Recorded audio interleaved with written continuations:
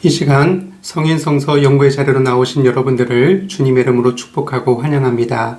다 함께 기도하시고 하나님의 말씀을 공부하겠습니다. 참 좋으신 하나님 아버지, 오늘도 하나님의 말씀을 배우는 자리로 저희들을 인도하여 주시니 감사를 드립니다. 하나님, 이 시간 하나님의 말씀을 배울 때에 하나님의 말씀이 저희들의 심령에서 꿀보다 더 달게 느껴지는 귀한 복이 있게 하여 주옵소서. 하나님, 하나님의 말씀을 배울 때마다 내 내면을 변화시키고 내 삶을 하나님의 말씀에 순종하는 삶으로 변화시켜야겠다는 거룩한 다짐과 결단이 늘 우리에게 일어날 수 있도록 저희들을 주장하여 주옵소서. 시작하는 시간입니다. 마치는 시간까지 사탄과 귀신들 틈타지 못하게 하시며 오직 성령님께서 주관하시는 가운데 하나님과 저희들 간에 말씀의 교제만이 넘쳐나는 은혜로운 시간이 되게 하여 주옵소서. 감사를 드리며 예수님의 이름으로 기도드립니다. 아멘. 여러분, 지난 한 주간 잘 지내셨습니까? 오늘은 에스라 이야기 5번째 시간으로 함께 하나님의 말씀을 공부하겠습니다. 우리 지난주에는 에스라 3장 1절부터 6절까지의 말씀을 살펴봤습니다. 그리고 오늘은 에스라 3장 7절부터 13절까지의 말씀을 함께 살펴보겠습니다. 그런데 오늘 본문을 좀 깊게 들어가기 앞서서 에스라 3장 전체의 줄거리를 좀 여러분들에게 알려드리고 오늘 본문 말씀을 공부하도록 하겠습니다. 고레스 왕의 조서에 따라서 본고로 귀환한 유다 백성들은 먼저는 자기 가문의 조상들의 고향으로 돌아가서 삶의 터전을 가꾸는 일에 몰두했습니다. 그리고 3개월이 지난 후인 7월이 되어서 그들은 일제히 예루살렘에 모여서 성전 재건을 위한 준비에 착수하게 됩니다. 우선 귀한 자들은 하나님께 제사를 드릴 제단을 쌓고 아침과 저녁으로 하나님께 번제를 드림으로 율법에서 규정한 상번제 규례를 지키게 됩니다. 이것은 이제부터는 자신들이 오직 하나님께만 헌신하고 하나님의 백성으로서 합당한 삶을 살아가겠다고 그렇게 하나님 앞에 다짐하고 결단하는 의미를 보인 것입니다. 그리고 이어서 그들은 지금 우리식으로 표현하면 추수감사절에 해당하는 초막절을 지키면서 하나님의 은혜에 감사하는 예물을 드렸습니다. 이렇게 성전 재건을 위한 영적인 준비를 다 마친 후에 그들은 이제 성전 재건을 위한 실질적인 준비에 착수하게 됩니다. 다시 말해 지난주에 살펴보았던 것이 성전 재건을 위한 영적인 준비였다면 오늘 본문에서는 이제 성전 재건을 위한 실질적인 준비에 착수하는 모습을 우리에게 보여주고 있는 것입니다. 오늘 본문을 보면 그 귀환한 남유다 백성들은 돈을 주고 목수와 석수를 고용하고 시돈 사람들과 두로 사람들을 일꾼으로 고용해서 레바논의 귀한 백향목들을 욥바로 옮기게 됩니다. 약 7개월 동안의 준비 과정을 다 마친 후에 귀환한 제2년 두 번째 달에 이제 성전 공사를 시작하게 됩니다. 오랜 세월 동안 황폐한 채 그냥 버려져 있었던 옛 성전터에 다시 성전의 기초를 놓을 때 제사장들은 예복을 입고 나팔을 들었습니다. 그리고 레위 사람들은 제금을 들었습니다. 그리고 찬송하는 레위 사람들이 하나님의 선하심과 인자하심의 영원하심을 찬양하자 모든 백성들이 큰 소리로 하나님께 즐겁게 찬송을 올려드렸습니다. 이때 첫 성전의 아름다움과 웅장함을 기억했던 사람들은 대성통곡을 하게 됩니다. 왜 대성통곡하느냐? 아마 우리가 두 가지 의미로 살펴볼 수 있을 것 같은데 한편으로는 웅장했던 옛 성전이 무너진 그 가슴 아픈 과거가 생각났기 때문에 울었을 수도 있고 또 한편으로는 그 무너진 성전을 다시 세우게 해주신 하나님의 은혜에 감사해서 눈물을 흘렸을 수도 있었을 것입니다. 어쨌든 이것이 에스라 3장의 내용입니다. 이제 오늘 본문을 좀 더 깊게 함께 공부해 보도록 하겠습니다. 오늘 본문은 성전 재건의 시작으로서 성전의 기초를 놓는 작업, 성전 지대를 놓는 과정을 우리에게 보여주고 있는 말씀입니다. 우리 계신 자리에서 에스라 3장 7절 말씀을 함께 읽어보겠습니다. 이에 석수와 목수에게 돈을 주고 또 시돈 사람과 두로 사람에게 먹을 것과 마실 것과 기름을 주고 바사왕 고레스의 명령대로 백향목을 레바논에서 욥바 해변까지 운송하게 하였더라. 여러분, 이제 귀환한 유다 공동체가 석수와 목수를 고용하고 시돈 사람들과 두로 사람들에게 먹을 것과 입을 것과 기름을 주어서 먹을 것과 마실 것과 기름을 주어서 레바논의 귀한 백향목들을 욥바 해변으로 운송하게 합니다. 그런데 첫 번째 예루살렘 성전 건축을 위해서 솔로몬의 아버지인 다윗이 이와 유사한 그 성전 준비 작업을 진행했었다는 것을 우리는 성경을 통해서 확인할 수 있습니다. 여러분, 역대하 22장을 보면 다윗은 이스라엘 땅에 거류하던 이방인들 중에서 석수를 고용했고 시돈 사람들과 두로 사람들을 통해서 백향목을 수운하게 했습니다. 이 내용이 역대상 22장에 기록되어 있습니다. 역대상 22장 2절입니다. 다윗이 명령하여 이스라엘 땅에 거류하는 이방 사람을 모으고 석수를 시켜 하나님의 성전을 건축할 돌을 다듬게 하고, 역대상 22장 4절입니다. 또 백향목을 무수히 준비하였으니 이는 시돈 사람과 두로 사람이 백향목을 다윗에게로 많이 수운하여 왔습니다. 여러분, 역대상 말씀과 오늘 말씀을 비교해 보았을 때 우리가 눈여겨보아야 할 점은 제2성전 건축 준비가 제1성전 건축 준비와 일치한다는 사실입니다. 다시 말해 제2성전 건축을 준비하던 자들은 제1성전을 건축하던 자들이 준비하던 것과 같은 모습으로 이 성전 건축 준비를 진행했다는 것입니다. 이것은 포로 이전과 포로 이후 이스라엘의 정통성을 일관되게 유지하려는 그러한 의도를 우리에게 보여주고 있는 모습입니다. 여러분, 구약성경 에스라가 우리에게 전해주고 있는 영적인 교훈은 신앙 공동체의 개혁입니다. 그런데 여기서 개혁은 처음 하나님이 이스라엘 백성들에게 말씀하신 내용대로 처음 이스라엘 백성들이 하나님의 말씀을 따라 하나님을 섬기던 모습대로 돌아가는 것이었습니다. 여러분, 우리 개신교를 태동시킨 종교개혁은 중세 로마 가톨릭의 잘못된 모습을 바로잡고 하나님의 말씀으로 돌아가자는 그런 움직임에서 시작이 되었습니다.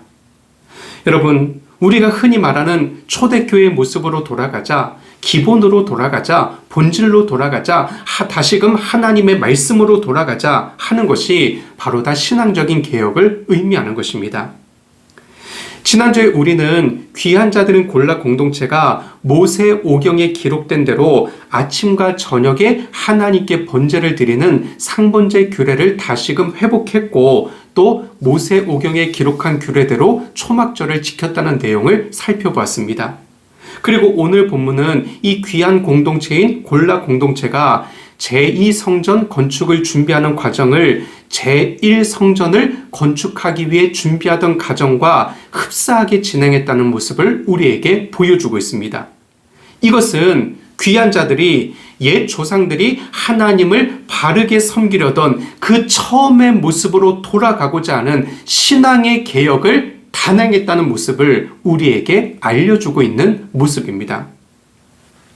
다음으로 에스라 3장 10절과 11절 말씀을 함께 읽어보겠습니다. 건축자가 여호와의 성전의 기초를 놓을 때에 제사장들은 예복을 입고 나팔을 들고 아삽 자손 레위 사람들은 재금을 들고 서서 이스라엘 왕 다윗의 규례대로 여호와를 찬송하되 찬양으로 화답하며 여호와께 감사하여 이르되 주는 지극히 선하심으로 그의 인자하심이 이스라엘에게 영원하심이로다 하니 모든 백성이 여호와의 성전 기초가 놓임을 보고 여호와를 찬송하며 큰 소리로 즐거이 부르며. 여러분, 오늘 본문 10절과 11절은 구약시대 이스라엘 백성들의 예배의식의 일부를 우리에게 보여주고 있는 모습입니다. 제사장들은 예복을 입고 나팔을 들고 또 노래하는 아삽 자손 레위인들은 제금을 들었습니다. 그리고 여호와를 찬양합니다. 그런데 이런 예배의식이 이스라엘 왕 다윗의 규례에서 기원했다고 오늘 본문은 이야기하고 있습니다. 그렇다면 여러분, 이 다윗의 규례대로라는 표현은 어디에서 유래한 것일까요? 역대상 말씀을 보면 다윗이 오벳 에돔의 집에 있었던 여호와의 궤를 다윗성으로 옮길 때 아론 자손들과 레위 사람들을 부르는 모습이 기록되어 있습니다. 그리고 노래하는 레위인들이 비파와 수금과 제금 등의 악기를 울리면서 하나님을 찬송합니다. 또한 다윗은 성전 음악의 효시가 되는 헤만과 아삭과 에단을 세우고 이들로 하여금 예배 음악과 관련된 모든 일들을 담당하게 합니다. 역대상에 나타난 이 내용은 구약 성경의 저자들과 독자들에게 성전 음악 제도를 만든 사람이 다름 아닌 다윗 왕이었다는 것을 인식하게 해주었습니다. 오늘 본문의 다윗의 규례대로라는 표현은 다윗 시대에 만든 규정에 따라서 포로 이웃 사람들도 그 예배 의식을 진행했다는 것을 우리에게 보여주고 있습니다. 여러분, 찬양대가 하나님을 찬양하면서 그 찬송의 내용 중에 주는 지극히 선하심으로 그의 인자하심이 이스라엘에게 영원하시도다, 이 구절을 가지고 하나님을 찬송하고 있지 않습니까? 근데 이 내용은 시편의 내용과 상당 부분 일치합니다. 그리고 이 시편의 시들은 포로기 이전에 솔로몬 성전 시대에 이스라엘 백성들이 하나님을 예배할 때 노래하는 레위 사람들이 하나님을 찬양하는 가사로 많이 사용이 되었습니다. 그런데 오늘 본문을 보면 제1성전 시대, 다시 말해 솔로몬 성전 시대에 이스라엘 백성들이 하나님을 예배할 때 찬송했던 이 시편의 내용대로 제2성전을 건축하기 위해 준비하는 사람들이 하나님께 예배를 드리면서 동일한 시편의 내용으로 하나님을 찬송하고 있음을 우리에게 보여주고 있습니다. 아까 말할 때 그 성전 자재들을 준비할 때 제1성전을 지을 때 준비하던 모습과 제2성전을 지을 때 준비하던 모습이 흡사했던 것처럼 하나님께 예배를 드리는 모습에 있어서도 제1성전 시대의 예배를 드리는 모습과 제2성전 시대에 하나님께 예배를 드리는 모습이 흡사하다는 것을 오늘 본문은 우리에게 보여주고 있다는 것입니다. 여러분, 제2성전의 기초를 놓을 때 다윗의 규례대로 예배의식이 진행되었습니다. 그리고 귀한 자들이 귀환한 목적 자체가 성전을 재건하는 일이었습니다. 그렇다면 여러분, 성전을 재건하는 목적이 무엇입니까? 모세 오경을 통해 하나님께서 명하신 대로 하나님께 다시금 바르게 제사드리고 제1성전 시대와 같이 하나님을 바르게 예배하기 위해서 이 귀한한 남유다 백성들은 성전을 재건하기 시작한 것입니다. 여러분, 에스라서와 느헤미야서의 가장 큰 관심은 무엇보다도 성전과 성전에서 드리는 예배에 있습니다. 포로에서 귀환한 사람들의 그 귀환의 동기는 무엇보다도 성전 재건에 있었습니다. 그리고 이 귀환한 사람들은 계속해서 성전을 재건하는 일에 관심을 가지고 있었고, 또 에스라 느헤미야서의 마지막 부분인 느헤미야서에서도 확인할 수 있듯이 자신들의 삶을 성전과 성전에서 드리는 예배에 헌신할 것을 그렇게 다짐하고 있다는 것을 우리는 말씀을 통해 확인할 수 있습니다. 여러분, 이 성전은 이스라엘 백성들에게 있어서는 하나님과 인격적인 교제를 나누기 위해서는 반드시 있어야 하는 곳이었습니다. 하나님께서 이스라엘 백성들에게 성전을 지으라고 명하시고, 그리고 제사를 드리라고 명하시고, 하나님께 예배를 드리라고 명하시면서 이 성전을 통해서 하나님께서 이스라엘 백성들을 만나 주시겠다고 약속하셨기 때문에 이스라엘 백성들에게 있어서 이 성전은 하나님과 인격적인 교제를 맺고 하나님과 올바른 관계를 맺기 위해서 반드시 있어야만 하는 제도였다는 것입니다.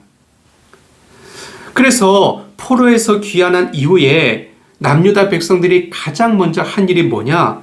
바로 하나님께 제사를 드리기 위한 단을 짓는 일이었고, 다음으로 성전의 기초를 놓는 일이었고, 성전의 기초를 놓은 이후 여건이 허락되었을 때 하나님을 위한 성전을 재건하는 일이었습니다. 여러분, 우리가 신앙개혁을 이야기할 때 이 에스라 말씀에 의하면 교회를 통한 신앙생활을 다시금 바르게 정립해 나가는 것이 진정한 신앙의 개혁이라고 이야기할 수 있습니다. 그리고 교회가 하나님의 말씀에 입각하여 바르게 세워질 때 그 교회 공동체는 신앙적으로 회복을 경험하게 될 것입니다. 그런데 여러분, 교회를 통한 신앙생활, 말씀 위에 바로 서는 교회의 중심에는 반드시 예배의 회복이 있습니다. 그렇다면 예배란 과연 무엇일까요? 여러분, 과거의 저와 여러분들의 모습은 어떤 존재였습니까? 예수님을 알기 전 우리의 상태는 그냥 내버려 두면 지옥의 땔감이 될 수밖에 없는 영적으로 비참한 존재들이었습니다. 그런데 예수 그리스도의 구속으로 말미암아서 우리는 치유를 받고 구원을 받았습니다. 그렇다면 그 구원의 은혜를 받은 저와 여러분들은 마땅히 하나님 앞에 엎드리고 조아리며 감당할 수 없는 그 은혜에 대해서 감사하는 것이 마땅하지 않겠습니까? 하나님 앞에서 뛰고 달리고 구르고 춤추며 노래하고 소리치면서 이 어마어마한 간격을 사방에 자랑하는 것이 마땅하지 않겠습니까? 여러분, 바로 이것이 예배입니다. 예배라는 것은 내게 베풀어 주신 하나님의 구원의 은혜가 너무나도 감사해서 감격적으로 하나님께 응답하는 행위가 바로 예배입니다. 예배학자들이 다양한 정의를 통해서 예배를 정의하고 있습니다. 근데 그 수많은 예배의 정의를 한마디로 요약하면 다음과 같습니다. 예수 그리스도의 구원 사역에 나타난 하나님의 사랑과 은혜에 대한 인간의 정성 어린 응답, 그것이 바로 예배입니다. 다시 한번 말씀드리겠습니다.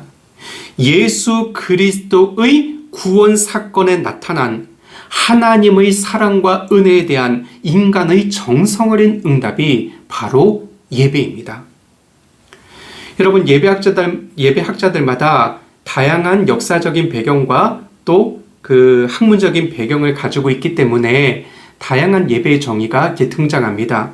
그러나 그 모든 예배학자들의 예배의 정의에서 공통적으로 발견할 수 있는 두 가지 사실이 있습니다. 첫째는 예수 그리스도 안에서 하나님의 계시와 사랑과 은혜가 인간에게 나타난다는 것입니다.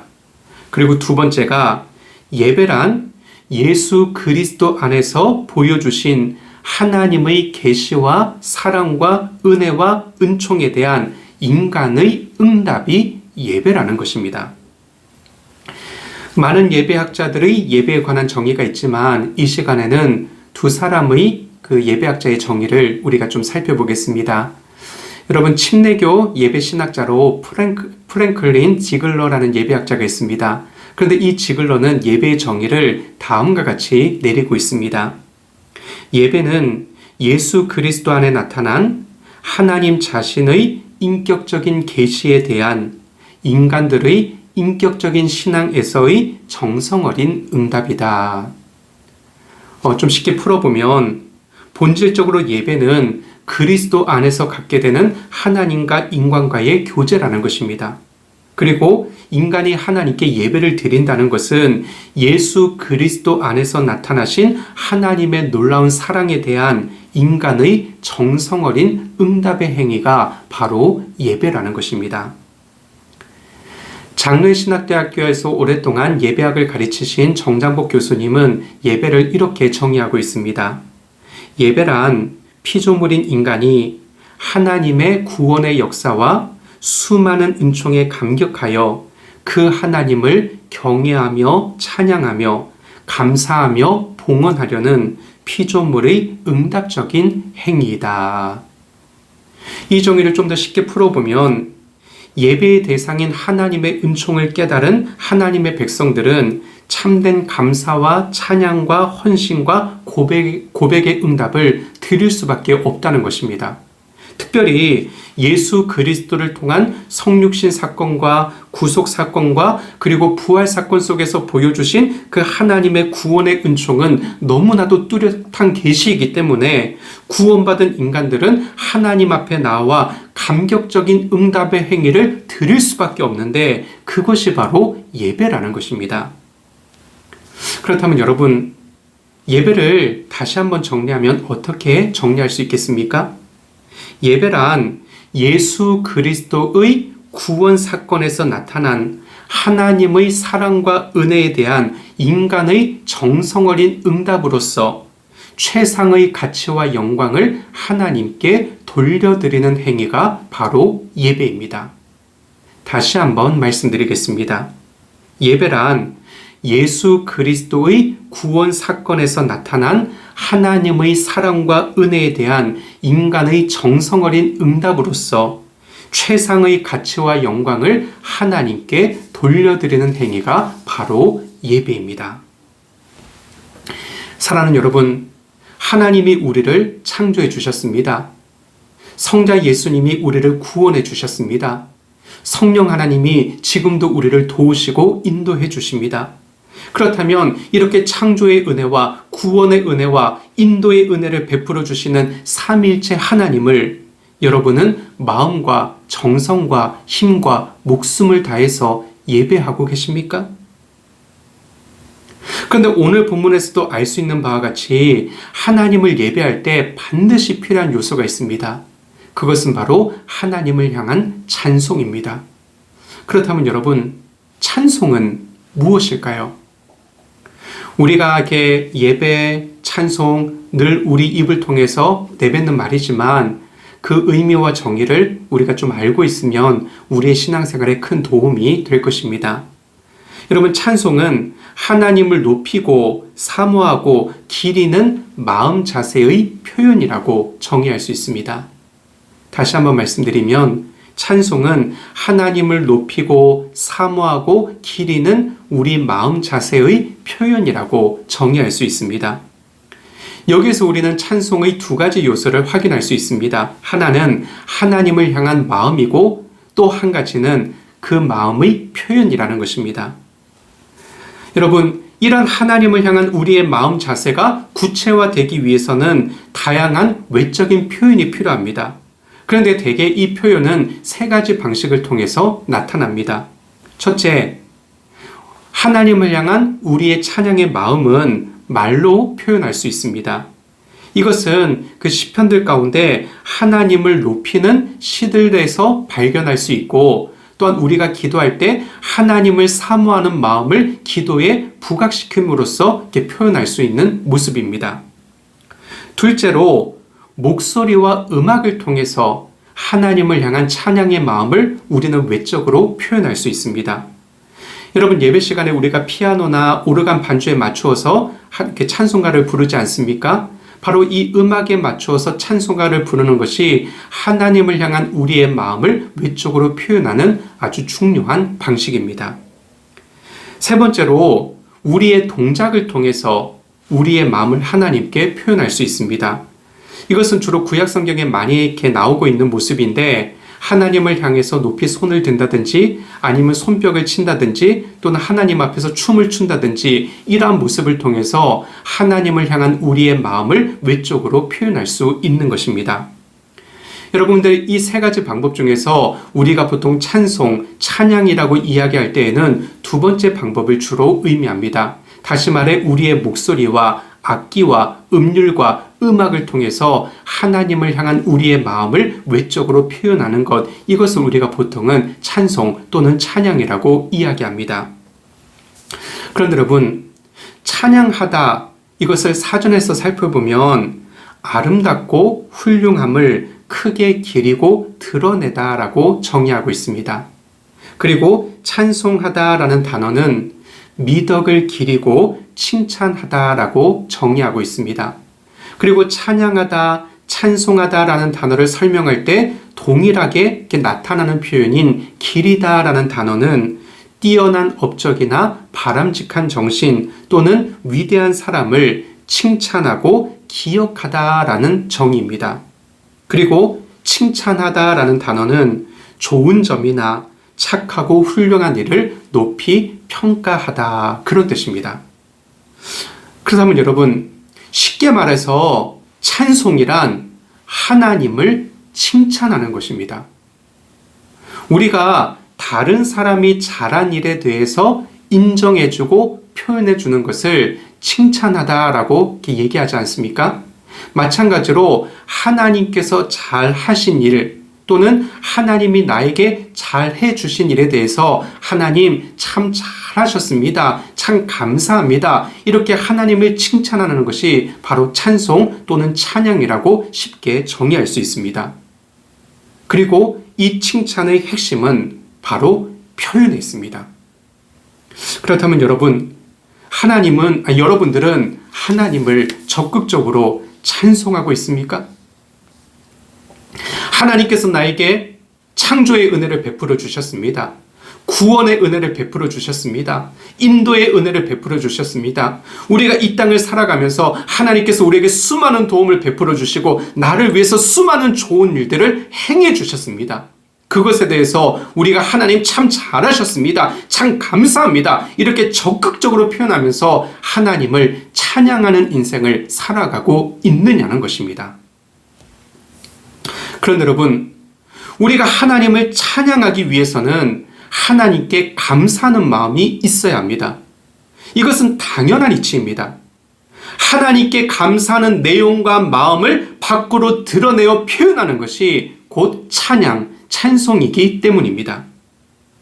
오늘 본문에서 성전의 기초를 놓을 때 예배 음악을 담당하던 레위 사람들이 여호와께 감사하여 이르되 주는 지극히 선하심으로 그의 인자하심이 이스라엘에게 영원하시도다라고 찬송하고 있습니다. 그런데 이 구절은 제1성전 시대에 이스라엘 백성들이 성전에서 하나님께 예배를 드릴 때 찬송의 가사로 많이 사용하던 시편의 말씀을 그대로 이어받고 있는 모습입니다. 예를 들어서 시편 106편 1절 말씀과 같은 경우입니다. 할렐루야 여호와께 감사하라 그는 선하시며 그 인자하심이 영원함이로다.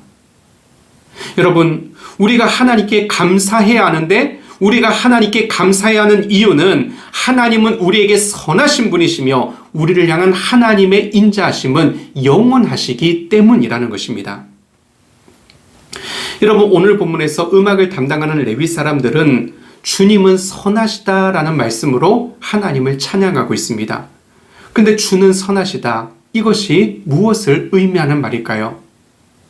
주는 선하시다라고 할 때 이 선하다라는 동사를 히브리어에서는 토브라는 단어로 사용하고 있습니다.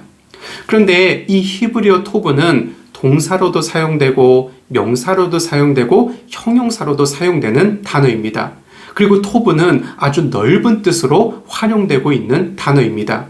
그런데 특별히 이 토브라는 단어가 하나님에게 사용될 때에는 자기 백성에게 좋은 것을 주시는 하나님, 그리고 자기 백성의 죄와 허물을 용서하시고 기억하지 아니하시는 하나님을 나타낼 때 이 토브라는 단어가 사용됩니다.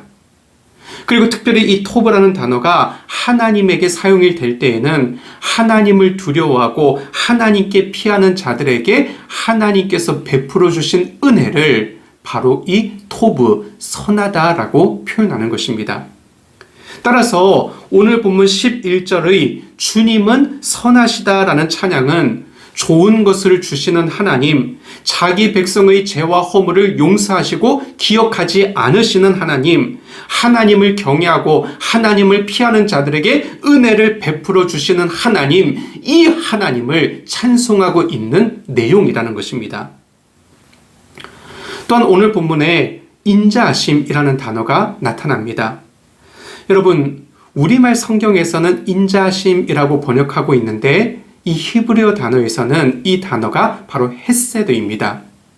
그 에스라를 처음 시작하면서 이 헤세드가 그 에스라의 그 신학적인 주제 중에 한 가지라고도 말씀을 드렸는데, 이 헤세드는 보통 그 우리말 구약 성경에서는 자비, 선대, 은혜, 인애, 인자, 친절, 사랑 이런 단어로 이렇게 번역이 되고 있습니다. 근데 사실 이 헤세드라는 단어는 지금 말한 한글 그 성경에 번역된 그 모든 단어들의 뜻을 다 포괄한 단어가 헤세드라고 이해하면 좋을 것 같습니다. 여러분, 이 헤세드를 좀 더 쉽게 풀어보면 약한 자가 공궁에 처해 있을 때 강한 자가 그렇게 할 의무가 전혀 없음에도 불구하고 자발적으로 보여주는 충성을 바로 헤세드라고 정의할 수 있습니다. 다시 말하면 상급자가 하급자에게, 상위자가 하위자에게, 힘 있는 자가 힘 없는 자에게, 많이 가진 자가 적게 가진 자에게 보여주는 자발적인 사랑과 헌신을 바로 헤세드라고 이해할 수 있다는 것입니다. 그리고 그 구약 성경에 나오는 이 헤세드라는 표현과 가장 가까운 신약 성경의 단어가 바로 신적인 사랑, 무조건적인 사랑을 의미하는 아가페라는 단어입니다. 여러분, 우리가 아가페라는 단어를 어떻게 이해하고 있습니까? 아가페 사랑이라고 이야기하면 우리는 보통 주는 사랑, 희생하는 사랑, 조건을 뛰어넘는 사랑, 철저하게 상대방의 유익을 구하는 사랑을 우리가 아가페 사랑이라고 그렇게 이해하고 있지 않습니까? 그런데 이 헤세드라는 단어가 신약 성경에서는 이 아가페 사랑과 의미가 비슷하다는 것입니다. 그런데 여러분, 하나님께서 저와 여러분에게 베풀어 주시는 사랑이 바로 이 헤세드 사랑이고 아가페 사랑입니다. 하나님께서 전혀 그렇게 해주실 의무가 없으심에도 불구하고 강한 자 대신 하나님께서 약한 자 대신 우리를 위하여 자발적으로 충성해 주시고 헌신해 주시는 사랑이 바로 헤세드이고 아가페라는 것입니다. 그렇다면 여러분, 이런 놀라운 하나님의 사랑을 받고 살아가는 저와 여러분들이 하나님께 감사하는 것은 마땅하지 않겠습니까? 미국의 유명한 설교자이자 또 베스트셀러 작가이기도 한 존 오트버그 목사님은 감사에 대해서 이런 표현을 하셨습니다. 영성의 사람은 감사 감각이 발달한 사람이다. 여러분, 청각에 문제가 있는 사람들은 듣는 것에 문제가 있지 않습니까? 마찬가지로 영성에 문제가 있는 사람들은 감사의 능력이 결여되어 있다는 것입니다. 그러니까 여러분, 내가 또는 저 사람이 정말 영성이 깊은 사람인지를 어떻게 알 수 있습니까? 내가 또는 저 사람이 하나님께 감사하는 인생을 살아가고 있는가, 그것을 통해 그 사람의 영성의 수준을 확인할 수 있다는 것입니다. 그렇다면 여러분, 여러분의 감사의 감각은 어떻습니까? 예민하게 발달되어 있습니까? 아니면 둔감하게 굳어져 있습니까? 여러분, 감사라는 것은 받은 것을 받았다고 이야기하는 것입니다. 그렇다면 우리가 하나님께 감사한다는 것은 하나님께서 우리에게 베풀어 주신 좋은 것들에 대해서 하나님, 제가 잘 받았습니다. 이렇게 고백하고 표현하는 것입니다. 그리고 그 감사의 고백과 표현을 음악에, 목소리로, 음률을 통해, 악기를 통해 하나님께 표현할 때 그것이 바로 하나님을 향한 찬송이 되는 것입니다. 간절히 바라기는 귀한한 골라 공동체가 추구했던 예배의 회복과 찬송의 회복과 감사의 회복이 저와 여러분들의 삶 속에서도 이루어져서 하나님께서 기뻐하시는 신앙의 개혁을 이루어가며 하나님께서 원하시는 삶을 살아갈 수 있는 저와 여러분들의 복된 인생이 다 될 수 있기를 주님의 이름으로 축원합니다. 다 함께 기도 드리겠습니다. 하나님 아버지, 오늘 에스라 3장 7절부터 13절까지의 말씀을 통해 우리에게 들려주시기를 원하시는 하나님의 음성을 듣게 하여 주시니 감사를 드립니다. 하나님, 다시금 하나님의 말씀으로 돌아가는, 다시금 초대교회의 모습으로 돌아가는, 다시금 하나님께서 원하시는 본질과 기본으로 돌아가는 신앙의 개혁이 우리의 삶 속에서 이루어질 수 있도록 하나님 역사하여 주옵소서. 하나님, 우리의 삶 속에 예배가 회복되고 찬송이 회복되고 감사가 회복이 되기를 소원합니다. 그래서 진정한 신앙의 개혁이 우리의 삶 속에서 이루어지므로 우리의 삶을 통해 하나님께서 영광을 받으시고 우리의 삶을 통해 이 땅에 하나님의 나라가 아름답게 확장되는 귀하고 복된 역사가 있게 하여 주옵소서. 감사를 드리며 예수님의 이름으로 기도드립니다. 아멘. 여러분, 긴 시간 강의 들으시느라 수고 많으셨습니다. 오늘은 제가 그 빨간 넥타이를 메고 이렇게 강의 영상을 이렇게 촬영했습니다. 이번 주가 고난주간인데 예수 그리스도의 보혈을 상징하는 그 붉은색, 이것을 생각하면서 제가 빨간 넥타이를 메고 강의 영상을 이렇게 찍었습니다. 여러분, 이번 주 남은 시간, 고난주간 보내실 때에 예수 그리스도의 십자가 죽으심과 또 나에게 이루어 주신 그 구원의 은혜를 깊이 묵상하시면서 다시금 구원의 감격과 감사를 회복할 수 있는 복된 시간이 되시면 좋겠습니다. 또한 에스라 말씀을 우리가 함께 공부할 때에 우리의 신앙이 하나님 앞에서 다시금 바르게 회복되고 오늘 특별히 주신 말씀처럼 예배와 감사와 찬송이 회복될 수 있는 저와 여러분들의 인생이 될 수 있기를 간절히 바랍니다. 여러분, 한 주간 강건하시고 평안하시고 다음 주에 또 기쁨으로 다시 뵙도록 하겠습니다. 여러분, 사랑하고 축복합니다. 샬롬.